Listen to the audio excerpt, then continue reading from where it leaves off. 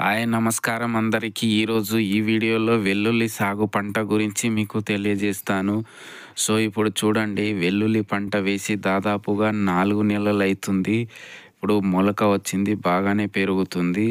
అదేవిధంగా మనము వెల్లుల్లిని రబ్బీ పంటగా సాగు చేసుకుంటే ముఖ్యంగా సెప్టెంబర్ నుంచి అక్టోబర్ వరకు పెట్టుకుంటారు.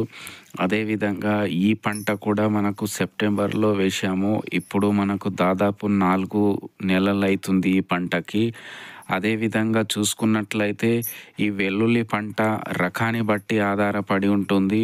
కొన్ని రకము ఎర్లీగా వస్తుంది, కొన్ని లేటుగా వస్తుంది. ఓవరాల్గా చూసుకున్నట్లయితే పంట కాలం 120 నుంచి 150 రోజులు ఉంటుంది. అదేవిధంగా మనకు మంచి దిగుబడి కూడా వస్తుంది.